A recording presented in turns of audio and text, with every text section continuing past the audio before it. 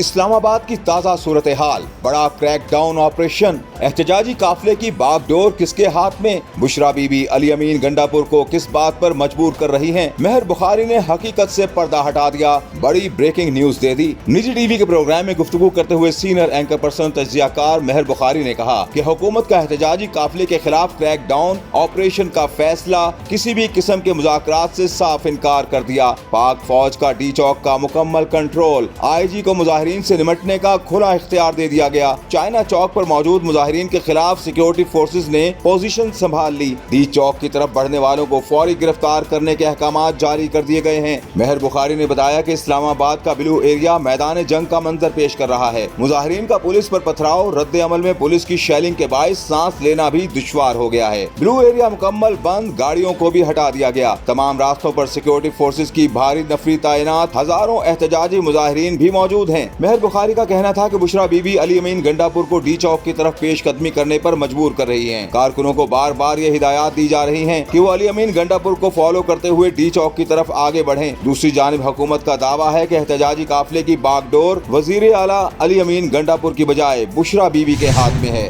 P T I کا احتجاج ختم، بشرا بی بی اور علی امین کہاں ہیں؟ حکومت پر سیدھی گولیاں چلانے کا الزام، رات کو آخر ہوا کیا؟ عمران ریاض نے اصل کہانی بتا دی۔ اپنے ولاگ میں انہوں نے بتایا کہ ڈی چوک کا دھرنا ختم ہو گیا، رات گئے وہ ہوا جس کی کوئی توقع نہیں کر رہا تھا۔ انہوں نے بتایا کہ انتظامیہ کی جانب سے سیدھی گولیاں چلائی گئیں، جس میں تحریک انصاف کے 8 کارکن جاں بحق ہو گئے۔ پولی کلینک اسپتال کا ڈیٹا شیئر کرتے ہوئے انہوں نے بتایا کہ 28 لوگوں کو گولیاں لگی ہیں۔ انہوں نے کہا کہ کسی کو نہیں معلوم تھا کہ سیدھی گولیاں چلائی جائیں گی۔ آنسو گیس کی شیلنگ اور گرفتاریوں تک تو سب کو معلوم تھا، ٹارچر اور لاٹھی چارج ہو سکتا ہے یہ بھی پتا تھا۔ عمران ریاض کا کہنا تھا کہ جب رات 9 بجے کے بعد لائٹیں بند کی گئیں تو کچھ نظر نہیں آ رہا تھا، چاروں طرف سے شیل چل رہے تھے، جس کے بعد بہت سارے پی ٹی آئی کارکن لاپتہ ہیں اور یہ ایک سانحہ ہے۔ پہلے وزیر داخلہ نے اس پر وارننگ دی۔ عینی شاہدین کے مطابق مظاہرین کی جانب سے جوابی فائرنگ نہیں ہوئی۔ حکومت نے وہ راستہ اختیار کیا جو کبھی کوئی حکومت نہیں کر سکی، جس پر پی ٹی آئی نے پریس ریلیز جاری کر کے احتجاج کو ختم کر دیا۔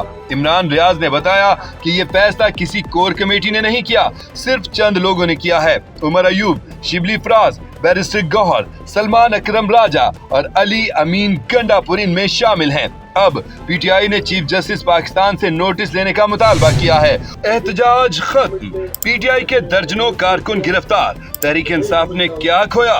عمران خان کے لیے راستے بند، بشرا بی بی کا مستقبل کیا سب ختم شد؟ منصور علی خان نے بڑی خبر دے دی۔ اپنے ولاگ میں انہوں نے بتایا کہ اس کے سوا کیا ملا کہ بشرا بی بی ایک نئی لیڈر بن کر سامنے آ گئی ہیں، اور تو کچھ بھی نہیں کیا۔ آپ نے عمران خان کے لیے بنی ہوئی سپیس کا بھی بیڑا غرق کر دیا۔ پی ٹی آئی کی یہ فائنل کال مس کال ثابت ہوئی۔ منصور علی خان نے بتایا کہ لیڈرشپ پیچھے تھی، کچھ لوگوں نے ڈی چوک پر کنٹینر والی دیوار کو بھی کراس کر لیا تھا، جس کے بعد ان کارکنوں کو واپس بلانے کے اعلانات کیے گئے۔ انہوں نے کہا ایک خبر یہ آ رہی ہے کہ بشرا بی بی اور علی امین کو ایک محفوظ راستہ دیا گیا ہے، کارکن منتشر ہو گئے اور یہ پی ٹی آئی کے لیے بہت برے طریقے سے ختم ہوا ہے۔ اب اس کے لیے ایک کاؤنٹر بیانیہ بنے گا کہ ہم ڈی چوک پہنچ گئے، یہ کر دیا وہ کر دیا، لیکن بیانیہ تو بڑھ گیا۔ یہ تو کفن باندھ کر آئے تھے، عمران خان کو لے جانے آئے تھے۔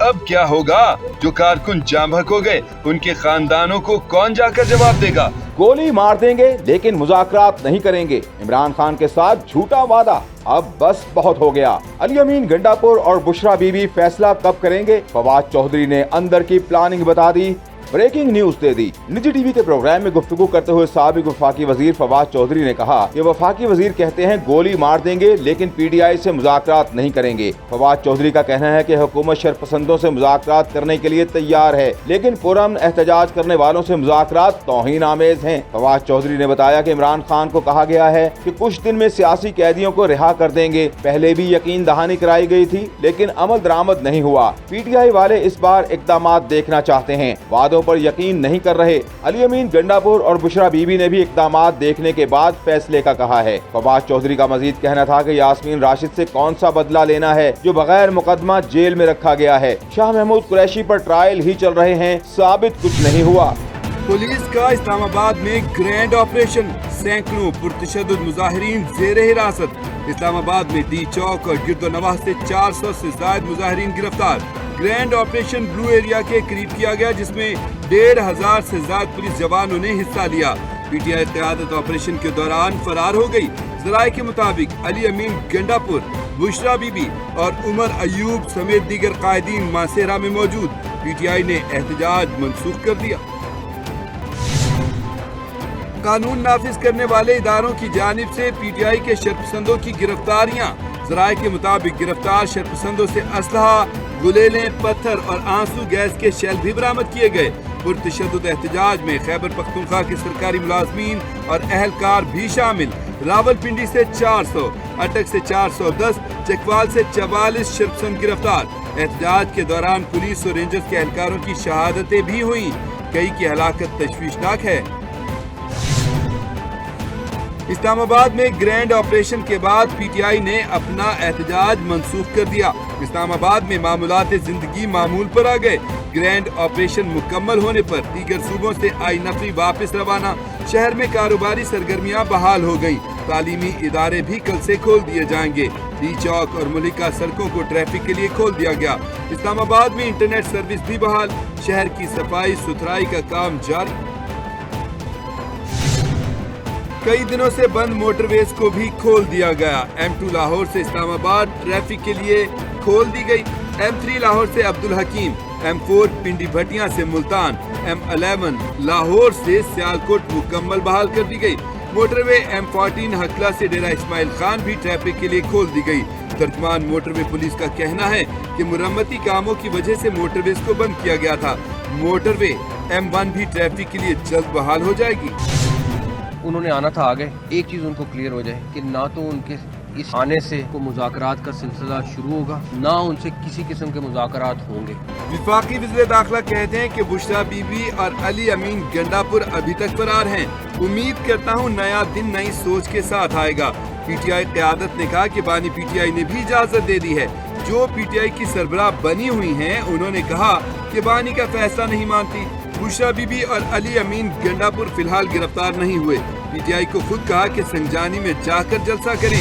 कोशिश की बहुत सी चीजें आराम से करें, इसमें कामयाब हुए। के बच्चे को रियासत बिल्कुल कमजोर नहीं है। अगर किसी का ख्याल है कि ये थोड़े से शेल मार के, थोड़े से कारतूस चला के, थोड़े से बंटे फेंक के रिहा कर लेंगे, आज इनको वो फैंटी यहाँ से चढ़ाना हमने शुरू की है। और पिछले 2 चौक पीछे लेके गए, ये आए थे ना कंटेनर पे चढ़ने के लिए।